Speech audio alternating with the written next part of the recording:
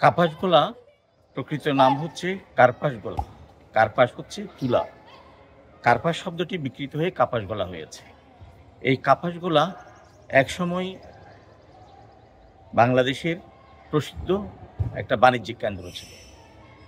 1966 সালে 27শে জানুয়ারি মোগল সুবেদার শায়েস্তা খাঁ চট্টগ্রাম বিজয়ের পরে মোগল সদর বাজার অর্থাৎ বর্তমান যেটা চক বাজার সেটা স্থাপন করেন।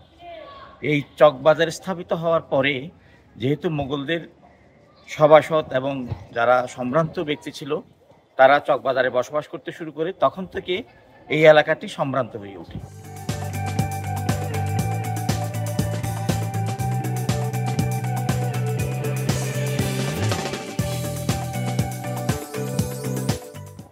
পরবর্তীতে ইংরেজরা চট্টগ্রাম দখল করার পরে চট্টগ্রামের পাহাড়ি অঞ্চলে চাকমা এবং বিভিন্ন ক্ষুদ্র নৃগোষ্ঠী যারা আছে তাদেরকে কার্পাস তুলা বা উন্নত মানের তুলা উৎপাদনে বাধ্য করে।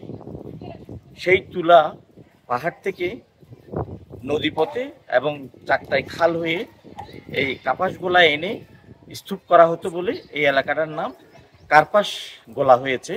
পরবর্তীতে বিকৃত হয়ে সেটা কাপাস গোলা নামে এখন আমাদের কাছে পরিচিত।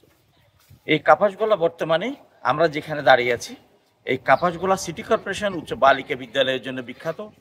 এই বিদ্যালয়টি 2 শিফটে পরিচালিত হয় এবং চট্টগ্রামের অন্যতম একটা বিদ্যালয় হিসেবে পরিগণিত।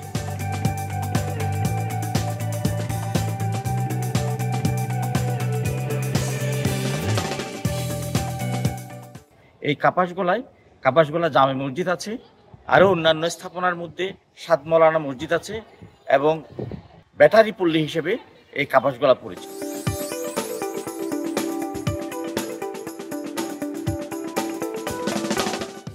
এই কাপাসগোলা এলাকাটা চকবাজার ওয়ার্ডের অধীনে। এখানে চকবাজার ওয়ার্ডের যে কার্যালয় সেটাও রয়েছে।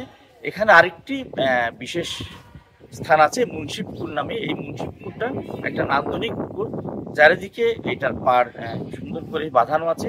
প্রচুর লোকজন সেখানে বিকেলে ঘোরাফেরা করে এবং স্থানীয় লোকজন এই পুকুর এখনো ব্যবহার করে। চট্টগ্রাম শহরে যে কয়টি পুকুর এখনো টিকে আছে তার মধ্যে এই মুন্সিপুকুর অন্যতম।